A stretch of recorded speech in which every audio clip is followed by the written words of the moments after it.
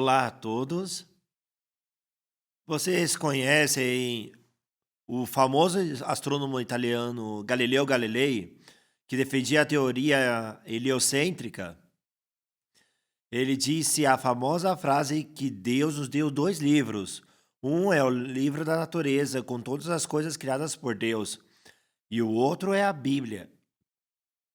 No livro da natureza, podemos ler o grande poder e a maravilhosa obra de Deus que criou todas as coisas. E a Bíblia, podemos ler sobre o incrível poder de Deus que criou e governa este mundo e também sobre o amor de Deus que ama profundamente a alma humana. Há apenas um autor para esses dois livros. Pessoal, gostaria de apresentar a vocês um pouco da Bíblia, que está dividida em duas partes. Como vocês podem ver na tela, a Bíblia consiste no Antigo Testamento e no Novo Testamento.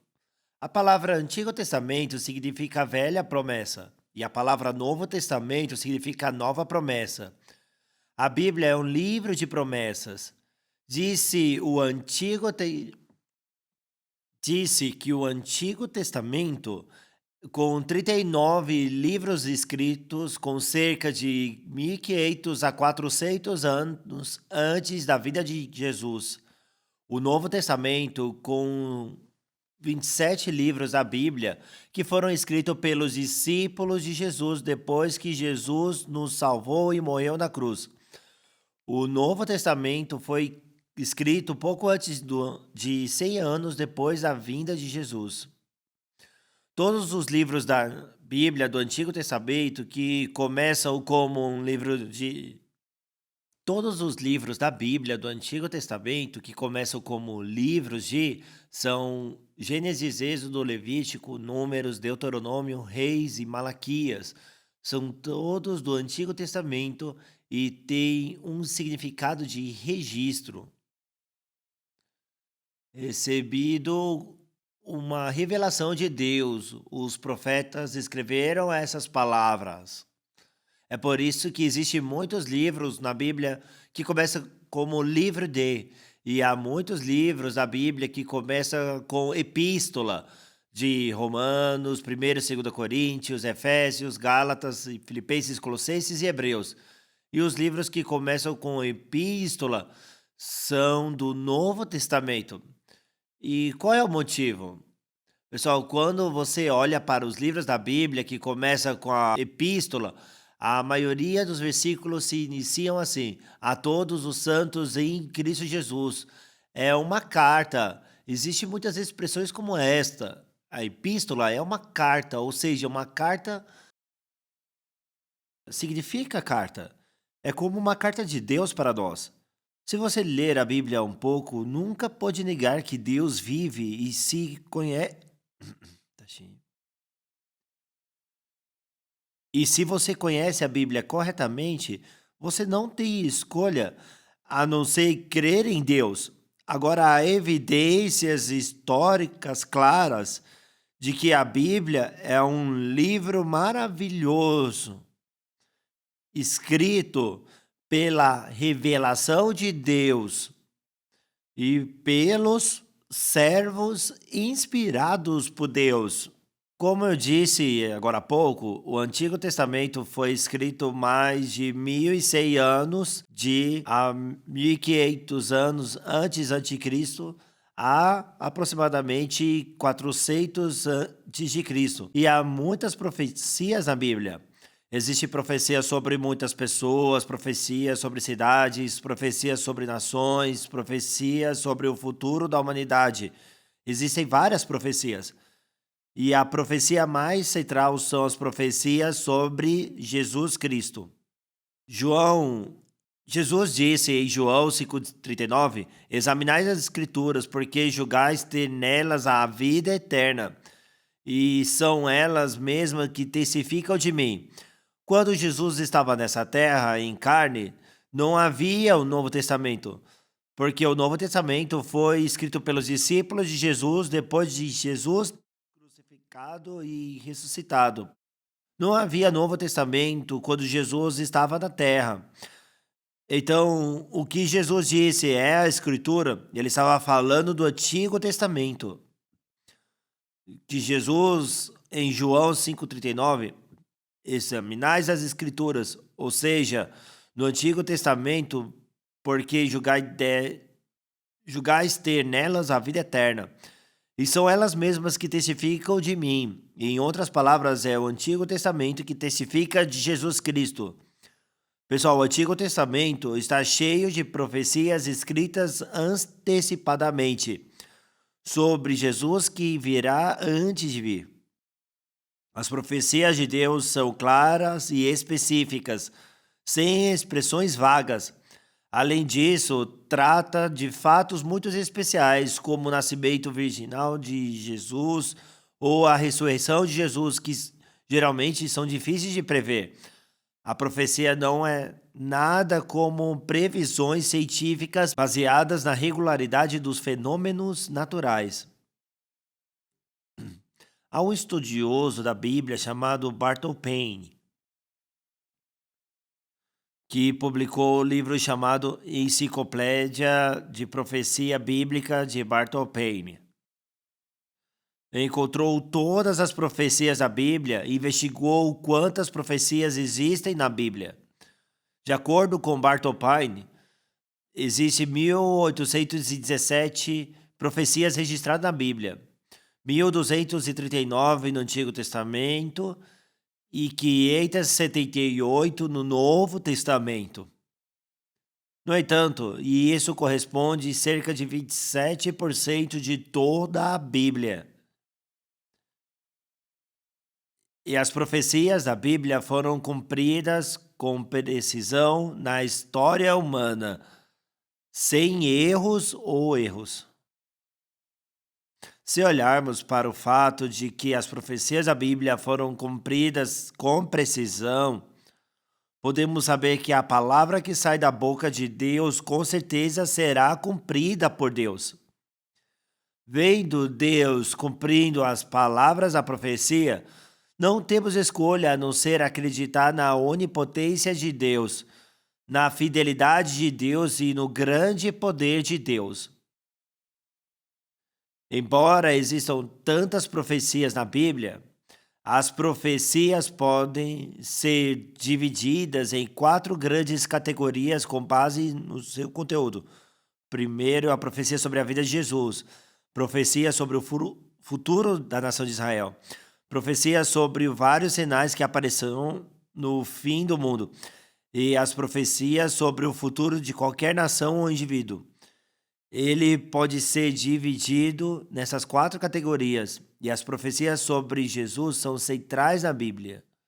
Na Bíblia, inúmeras profecias que já foram cumpridas com precisão foram registradas e coisas que acontecerão no futuro também são profetizadas. Das profecias que já foram cumpridas, mais de 300 profecias foram cumpridas com precisão na vida e na obra de Jesus Cristo. Pessoal, a biografia de um grande homem neste mundo, ou a biografia de uma pessoa, é registrada e avaliada depois que a pessoa vive e morre. No entanto, o Antigo Testamento registra muitas coisas sobre Jesus que virá a este mundo muito antes de Jesus. O personagem principal da Bíblia viria a este mundo. Dando exemplo, houve um profeta chamado Isaías que ministrou 700 anos antes da vida de Jesus. Isaías profetizou sobre o nascimento virginal de Jesus, cerca de 700 anos antes da vinda de Jesus. Em Isaías 7,14, Isaías falou sobre a vinda de Jesus. Portanto, o Senhor mesmo nos dará um sinal. Eis que a virgem conceberá, dará à luz um filho e lhe chamará Emanuel. Tem uma profecia assim. Pessoal, quando Isaías disse 700 anos antes de Jesus vir, sobre Jesus que virá 700 anos depois, e eis que a virgem conceberá e dará à luz um filho e lhe chamará Emanuel. Jesus será concebido do corpo da virgem. Está profetizando que Jesus nascerá de uma virgem. Mas não apenas Isaías profetizou. E em Gênesis 3:15, Gênesis foi registrado o mais antigo da Bíblia. Foi registrado cerca de 1500 anos antes de Jesus vir. Em Gênesis 3:15, a palavra descendente de mulher aparece 2 vezes. Pessoal, os descendentes da mulher estão se referindo a Jesus, que virá a essa terra pedindo emprestado o corpo de uma mulher que não é de sangue masculino. Alguns profetas dizem que Jesus veio como descendente de uma mulher. Alguns profetas concebem uma virgem e dá à luz a um filho. Embora expressam diferentes, o conteúdo é a mesma profecia sobre o nascimento virginal de Jesus. Agora, em Isaías 9:6, está profetizado que Jesus virá a essa terra em um corpo humano. Em Isaías 9:6, Isaías falou sobre o nascimento de Jesus. Porque o menino não nasceu, um filho se nos deu. O governo está sobre os seus ombros, e o seu nome será maravilhoso, conselheiro, Deus forte, Pai da eternidade, príncipe da paz. Além disso, em Isaías 53, Jesus levou todos os pecados e foi crucificado e sofreu, escrevendo como se um repórter fosse até debaixo da cruz para escrever um artigo. Está registrado exatamente. Portanto, no Antigo Testamento existem mais de 300 profecias sobre a vinda de Jesus. E muitas dessas profecias foram cumpridas na vida de Jesus. Um profeta chamado Miqueias profetizou que Jesus nasceria em Belém cerca de 500 anos antes da vinda de Jesus. Como você pode, em um livro, pré-registrar com precisão o perfil de um personagem muito antes dele nascer? Pessoal, o livro como este é um único livro como a Bíblia. Se você tiver alguma dúvida sobre o cumprimento dessa profecia, leia a Bíblia corretamente e estude a Bíblia e a história da humanidade. Pessoal, não pode tomar uma decisão antes de que o juiz escutar todo o caso e apenas metade, certo? Pessoal, o juiz escuta plenamente os argumentos do réu e do autor, do promotor e do advogado e analisa os autos do julgamento do início ao fim antes de tomar uma decisão. Você também tem que ler a Bíblia até o fim para julgar se Deus vive ou não.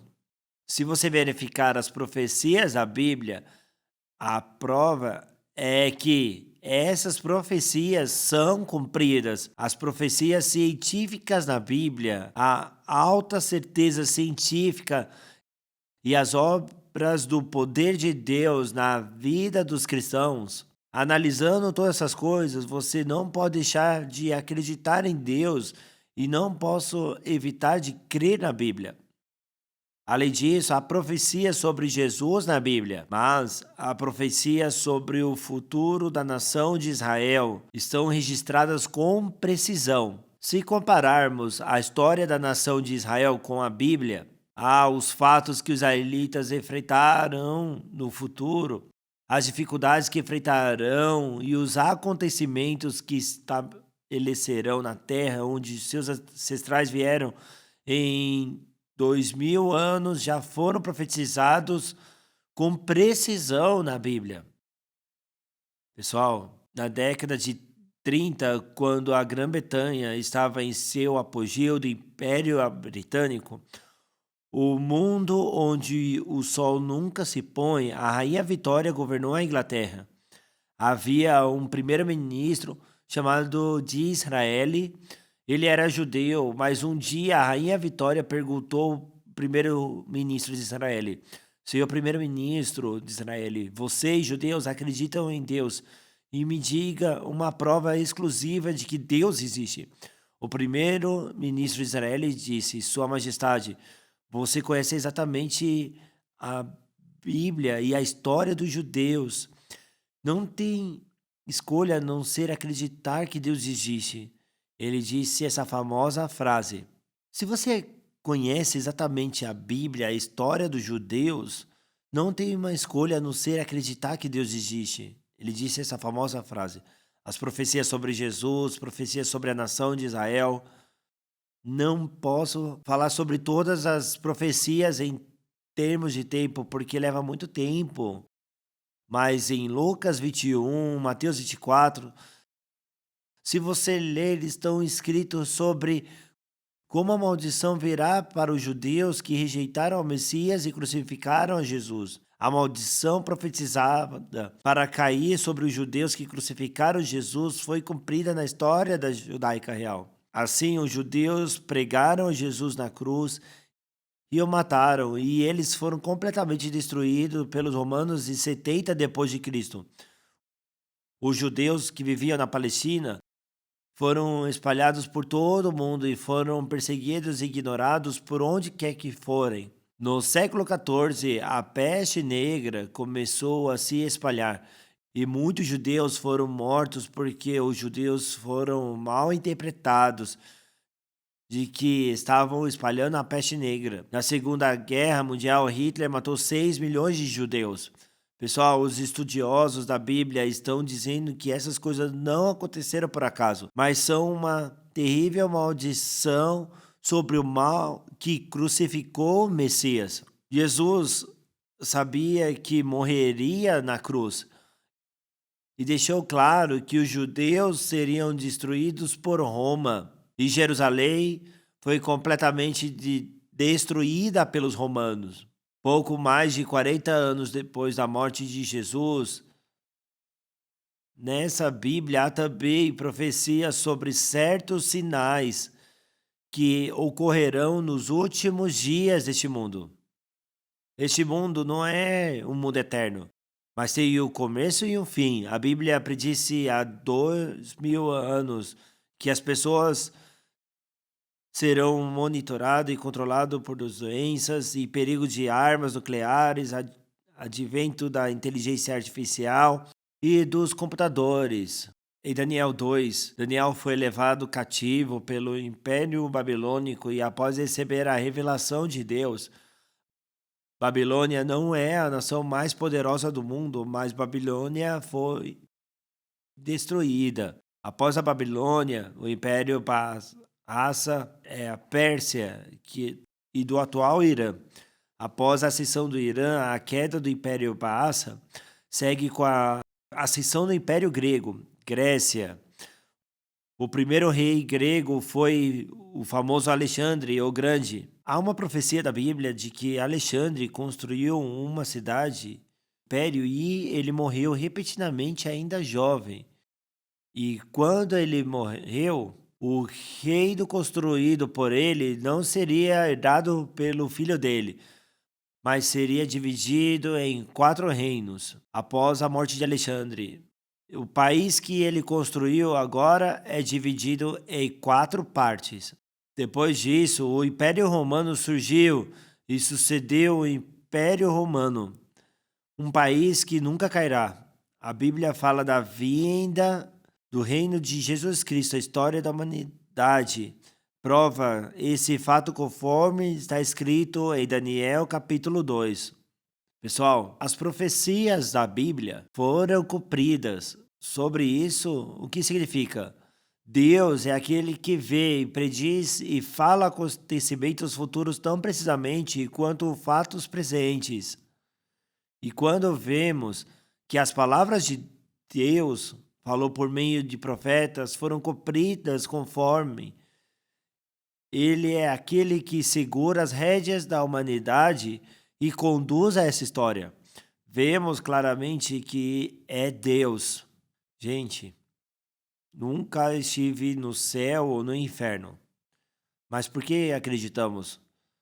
Pessoal, se uma agência meteorológica fez uma previsão de tempo durante 1000 anos e a previsão do tempo foi cumprida sem qualquer desvio, a capacidade de previsão da agência meteorológica é confiável. Por 1000 anos se previu a temperatura mais alta e a mais baixa durante o dia, quais as horas e os minutos do nascer do sol e qual é a altura das ondas.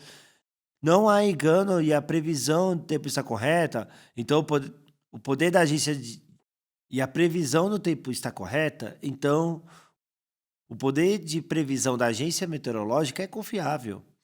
Pessoal, a Bíblia foi escrita ao longo de 1600 anos.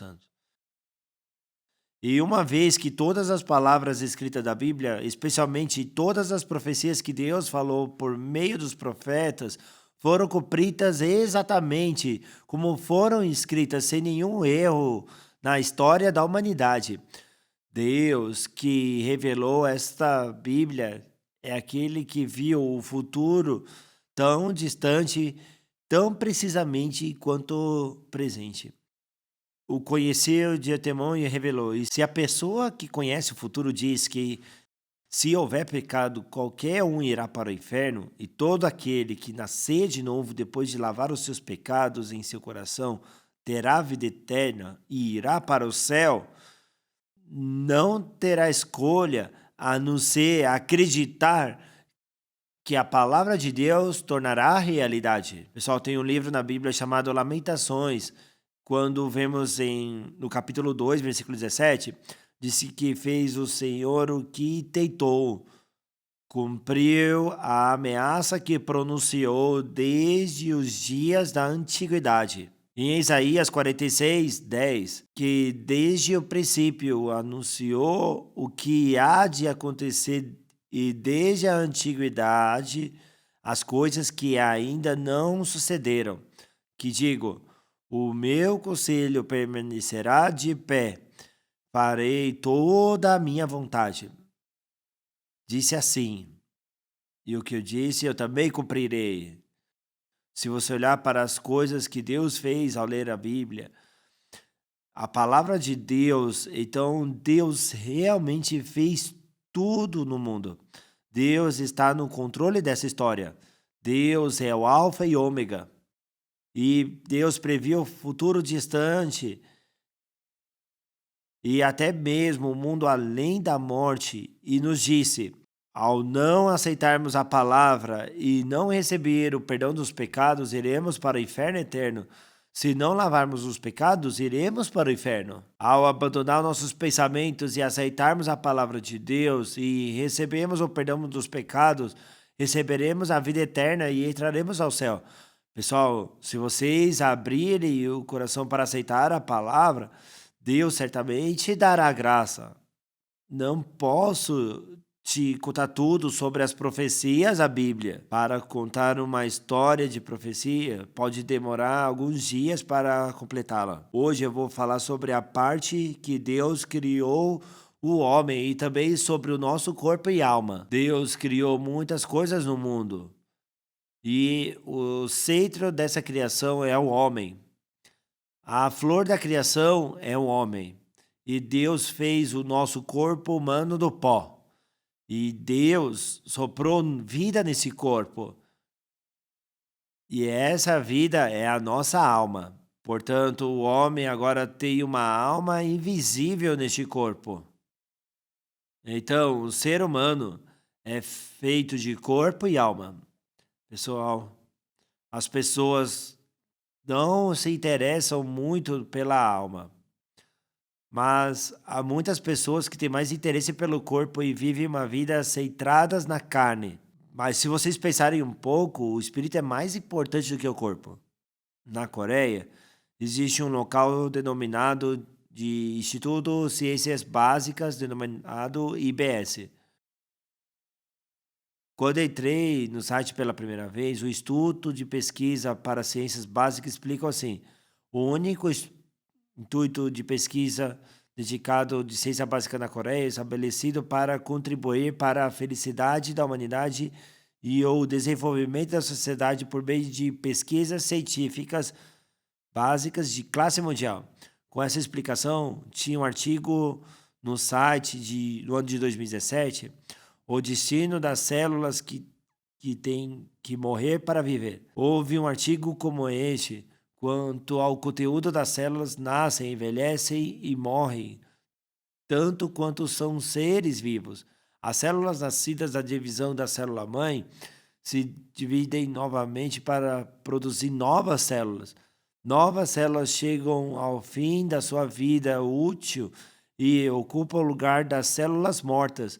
A maioria das células vive 25 a 30 dias em cerca de um ano. A maioria das células velhas do corpo morre e desaparece Tashi, e é substituída por novas células. Então, as células do nosso corpo geralmente vivem cerca de um mês. Depois morrem e desaparecem e são substituídas por novas células. Em todo ano, biologicamente falando, biologicamente falando, não sou quem era há um ano atrás, porque todas as células do meu corpo morreram e desapareceram há um ano. E todas foram substituídas por novas células. Então, biologicamente falando, não sou Lee Hang-gyu de um ano atrás.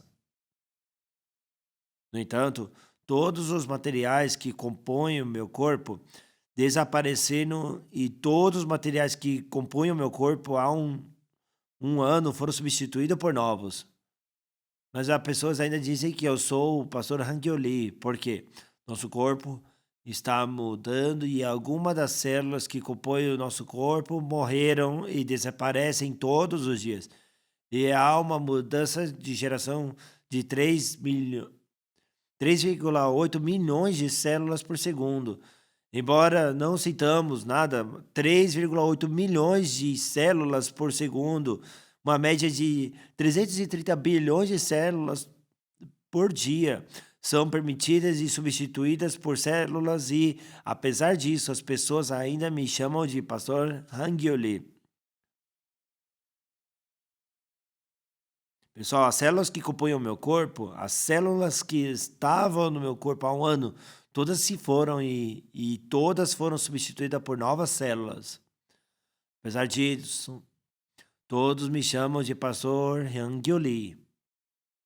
Existe um outro mundo dentro desse corpo mutante que possui uma homeostase imutável. A consciência imutável, mentalidade, alma, coração, memória, conhecimento, são essas coisas. Então esse corpo está passando por mudanças de vida e morte. E ao interior imutável que tem a homeostase, que é a nossa alma. O mundo de consciência é imutável em um seu corpo em mudança.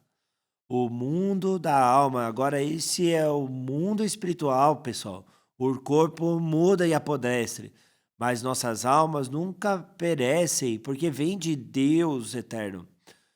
Isso porque veio de um ser eterno. Nossas almas existem para sempre. E quer que eu leve meu corpo para o céu ou para o inferno, quer a minha alma esteja no corpo ou fora do corpo, a alma nunca morre ou perece. A alma vive para sempre, por quê? Porque vem do ser eterno. Pessoal, em 1 Coríntios, Deus disse que o visível é temporário, mas o que é invisível é eterno. O corpo visível não é eterno, mas embora não possamos ver, um certo mundo espiritual, como a nossa ciência, nossa mente, nossa alma, nossas memórias, lembranças, experiências e emoções permanecem intacto. Na verdade, isso é o mais importante. E Mateus 16, 26, porque aproveitará o homem ganhar o mundo inteiro e perder a sua alma, ou que dará o homem em troca da sua alma? Na Bíblia em inglês está escrito assim: He is also. É a sua própria alma. Pois o que aproveitará o homem se ganhar o mundo inteiro e perder a sua alma? É por isso que muitas pessoas dizem que uma alma é mais preciosa do que o universo. E pessoal, a palavra alma às vezes é escrita como única palavra, mas na Bíblia, espírita e alma às vezes são descritos separadamente. A palavra alma é uma combinação de espírito e alma. E o homem tem espírito, alma e corpo.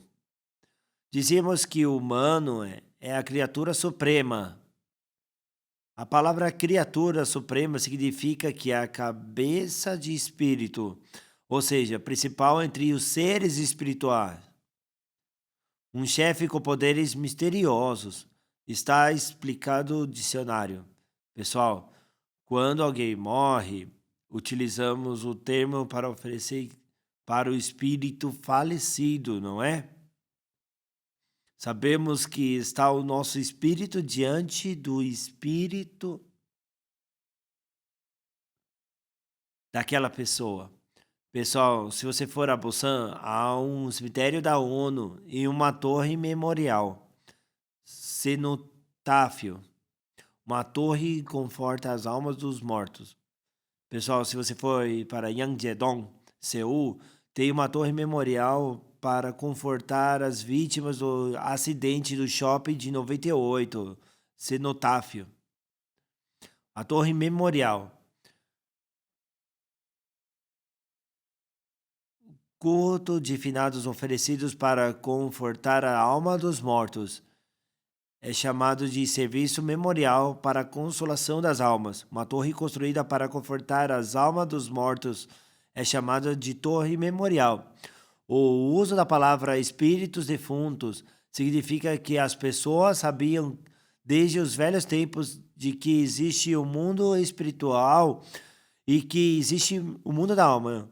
Se usarmos a palavra inspiração, inspiration em inglês, então, ao procurar a palavra inspiração no dicionário, é como se recebesse uma revelação de espírito. Está explicando dessa forma. Qual é a relação entre o espírito, alma e carne? Pessoal, se olharmos para um computador ou um celular, temos o hardware e temos o software. A parte física do telefone, sendo uma capa, todo componente físico é hardware. CPU ou memória, um monitor, então este aparelho é uma capa, é um hardware. Pessoal, dentro dele tem o software. E o software também é dividido em duas partes. Quando você olha para o computador, há o software de sistema e o software de aplicação. O software de sistema se refere a programas que operam e usam o computador de maneira eficiente. E o software do sistema inclui sistemas operacionais, programas de linguagem e software utilitário. E o software de aplicação é um programa criado para atingir uma determinada finalidade. E o usuário seleciona e usa aquele que se adapta a essa finalidade. De acordo com a finalidade de uso, é dividido em uso comercial, geral, em uso educacional, em uso doméstico, entretenimento e uso comercial, especial. Especialmente, pessoal, existe o hardware e existe o software. Assim como o software de sistema e o software de aplicação são divididos dentro do software, os humanos também têm carne, alma no corpo. E essa alma é dividida em espírito e alma. Se você olhar para o ovo, tem a casca e ovo. O ovo é dividido em cascas de ovo.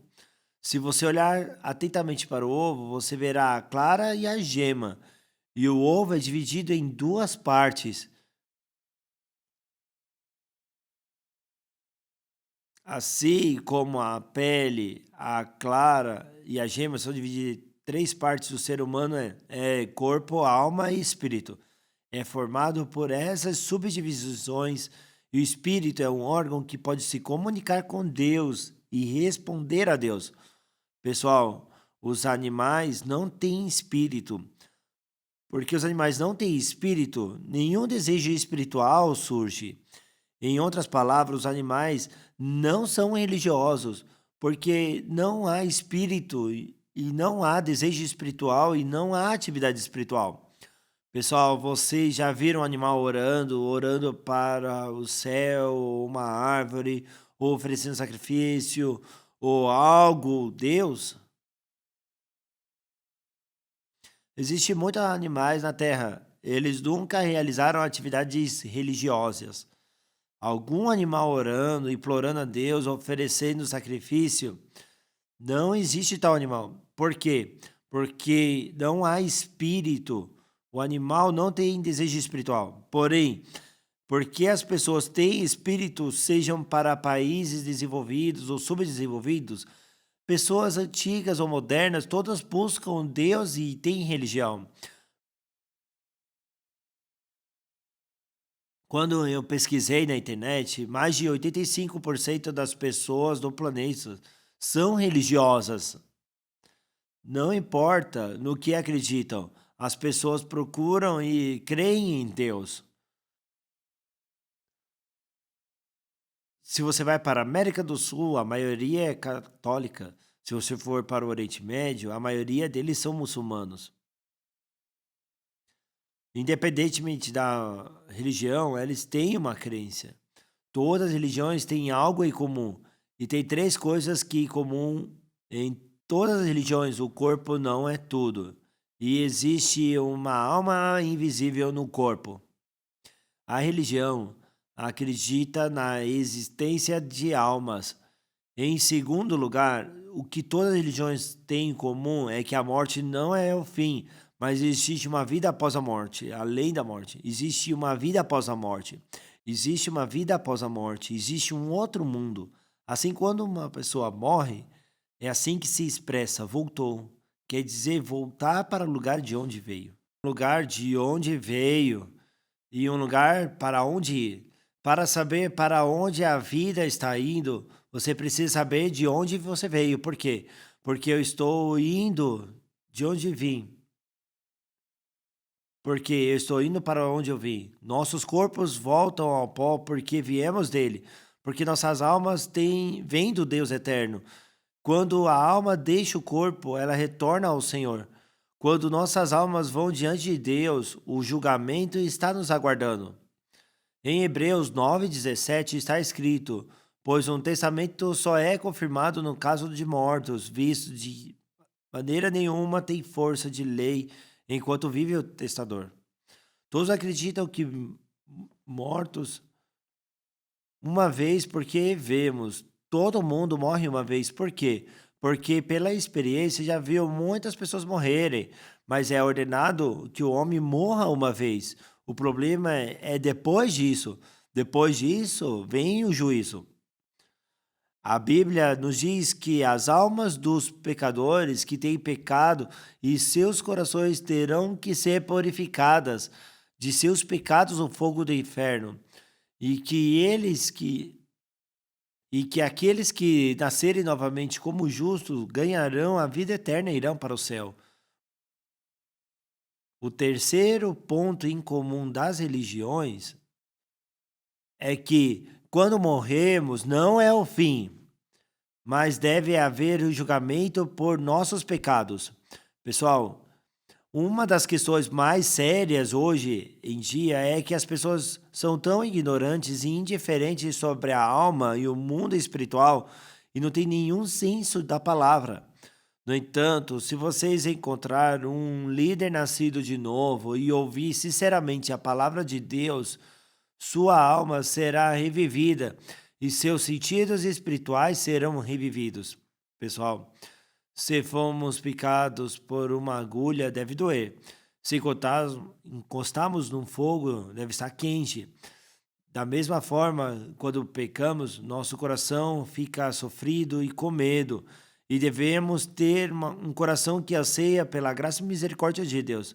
Mas tem muitas pessoas de hoje que não têm noção do pecado. Deus, em Salmo 19, 7 e 8, está dizendo: a lei do Senhor é perfeita e restaura a alma. O testemunho do Senhor é fiel e dá sabedoria ao simples. Os preceitos do Senhor são retos e alegram o coração.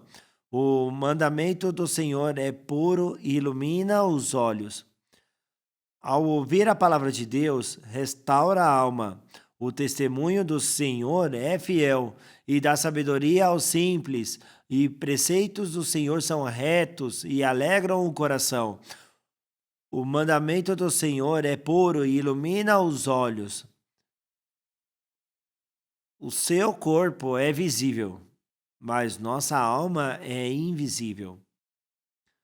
Pessoal, quando você olha para um iceberg flutuando no mar, por causa da diferença da gravidade específica entre água e gelo, um décimo dele sobe acima da superfície e se torna visível, mas 9 décimos afundam e se tornam invisíveis. A parte invisível é muito maior do que a parte visível. Pessoal, o mundo da alma é visível e muito mais importante do que o mundo da carne visível. Muitas pessoas são enganadas por Satanás e não se importam com a alma, mas simplesmente vivem de acordo com os desejos da carne e vão para a destruição. Pessoal, se existe uma câmera que tira foto de nossas almas, diácono, diácono, eu vou tirar uma foto do seu coração por um momento. Diácono, fique na frente da câmera por um momento para ver se há algum pecado em seu coração. Então eu tiraria a foto e falaria: diácono, está nesse cargo de diácono, mas tem muitos pecados em seu coração. Esse pecado deve ser lavado, então quão bom seria? Mas em Jeremias 17, 9 e 10 diz: enganoso é o coração mais do que todas as coisas e desesperadamente corrupto, quem o conhecerá? Eu, Senhor, esquadrinho o coração e provo os pensamentos, e isso para dar cada um segundo o seu proceder, segundo o fruto das suas corações. Pessoal, dizem que o coração humano é enganoso mais do que todas as coisas e desesperadamente corrupto. Já que o coração das pessoas é tão sujo e corrompido, se vocês puderem ver o coração, pessoal, vocês podem viver juntos com um casal. Contando que possamos ver o coração das pessoas como elas são, não são apenas uma ou duas coisas que têm um coração sujo e sempre brigaria. É por isso que Deus tornou possível para nós descobrirmos a forma de nossas almas por meio da palavra de Deus. Para descobrir a forma da nossa própria alma, nós temos que refletir diante da palavra de Deus que fez a nossa alma. Porque Deus é santo, ele não pode habitar com pecado. Em João 9,31 está claramente escrito que Deus não ouve orações de pecadores. Sabemos que Deus não atende a pecadores. Mas, pelo contrário, se alguém teme a Deus e pratica a sua vontade, a esse atende. Em Salmo 66, 18 diz: se no coração contemplar a vaidade, o Senhor não me teria ouvido.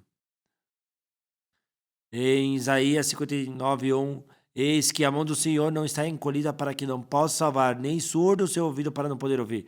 Mas as vossas iniquidades fazem separação entre vós e o vosso Deus, e os vossos pecados encobrem o seu rosto de vós para que não vos ouça. Em razão A única razão pela qual Deus não pode nos salvar ou ouvir as nossas orações é por causa das suas iniquidades. Existe um livro da Bíblia chamado Oséias. Em Antigo Testamento, o último capítulo e o último versículo de Oséias está escrito: quem é sábio, que entenda essas coisas. Quem é prudente, que as saiba, porque os caminhos do Senhor são retos, e os justos andarão por eles, mas os transgressores neles cairão. Pessoal, os caminhos do Senhor são retos, e os justos andarão neles, mas os transgressores neles cairão. Em Hebreus 7:26, diz que Jesus está longe dos pecadores. Pessoal, os pecadores não têm nada a ver com Deus. Não importa o quanto são zelosos, o pecador ore, Deus não ouve. Primeiramente, temos que resolver os pecados que estão bloqueando nossas orações, e quando recebemos o perdão, Deus ouve as nossas orações, trabalha conosco e trabalha em nossas vidas. Então, o que é o pecado? Em inglês, o pecado é chamado de sin. Pessoal, por que se diz pecado em inglês sin?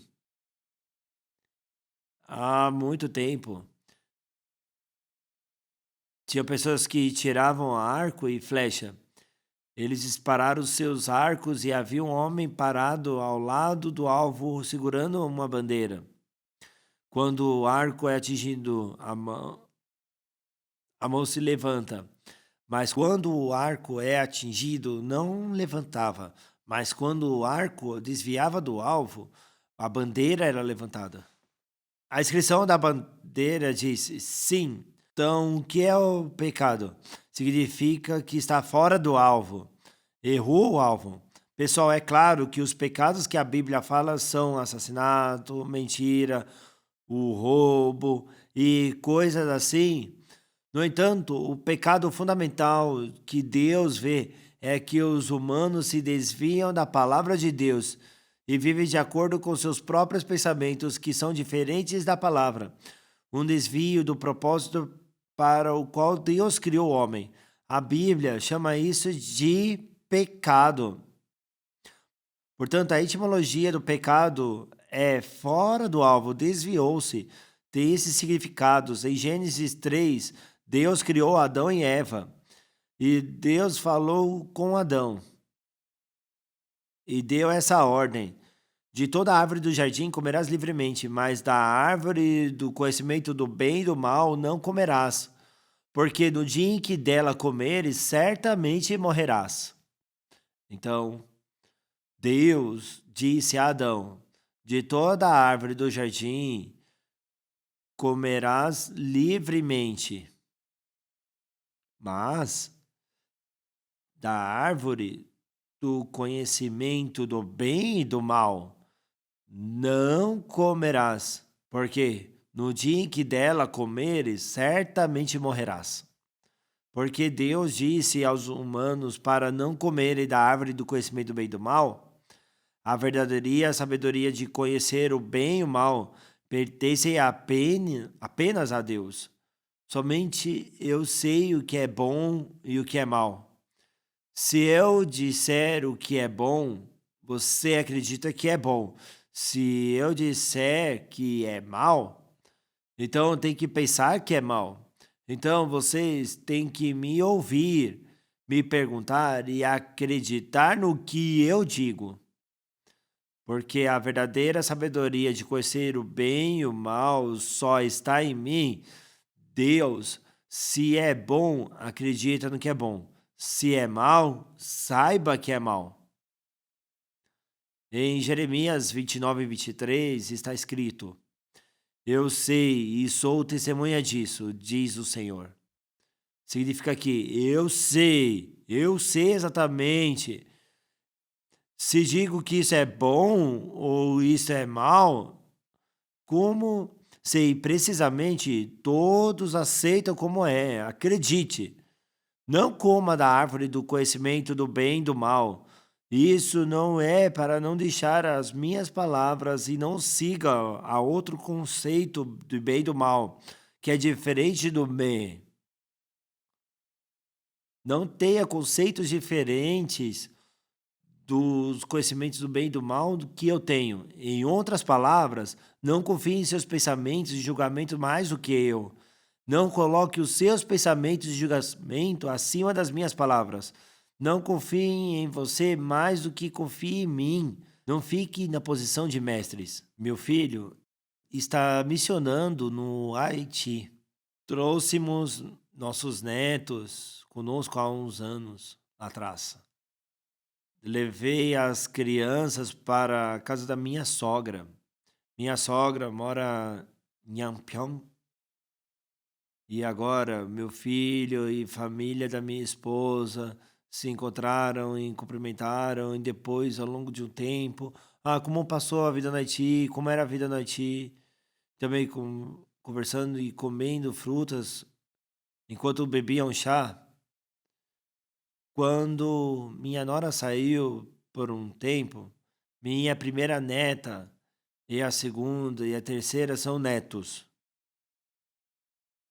E a minha neta viu que tinha arroz e carne em sua tigela de ração para o cachorro e ela estava comendo aquilo com a mão. E o nome da minha neta é Hanan. Minha nora disse: Hanan, não pode, isso não deve comer, isso é comida de cachorro. Mas para minha neta não era fácil de ver arroz ou carne no Haiti e não há eletricidade lá. E a carne não é tão deliciosa ou fresca como na Coreia. Mas quando ela saiu, depois de muito tempo, notou que havia arroz branco e uma carne muito saborosa na tigela. Então estava comendo desesperadamente. Minha nora ficou assustada e disse que ela não comesse.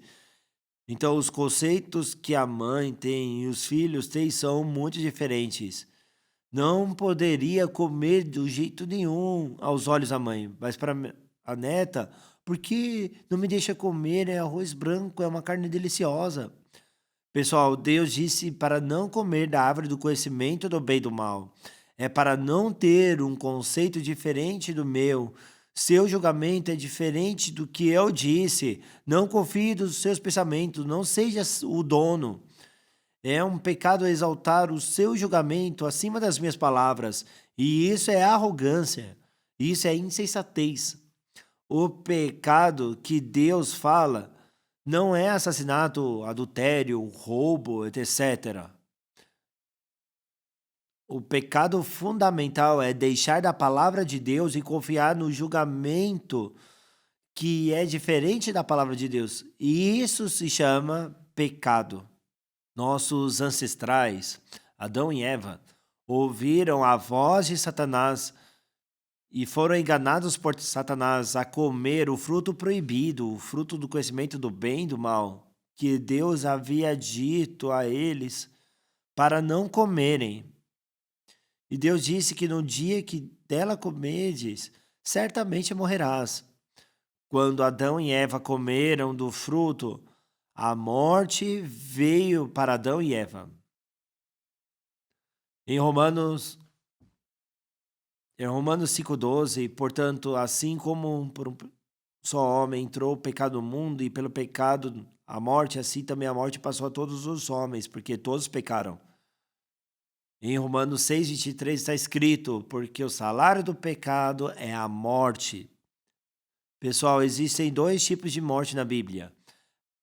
A segunda morte aparece em Apocalipse 26 e 14. E Apocalipse 21, 8.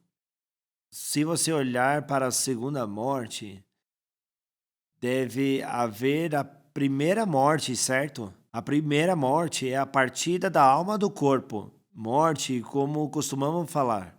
A separação da alma do corpo é chamada a primeira morte. A segunda morte é quando a alma que deixa o corpo e está diante do tribunal de Deus e é julgada e vai para o inferno de fogo eterno por causa do pecado. Isso chamamos segunda morte. Em Apocalipse 20:14, então a morte e o inferno foram lançados dentro do lago do fogo. Esta é a segunda morte, o lago de fogo. Pessoal, por que precisamos de perdão dos pecados? Porque precisamos ser salvos. As consequências desse pecado são terríveis. Acreditando ou não, Deus disse que o salário do pecado é a morte. Então, o salário do pecado é a morte.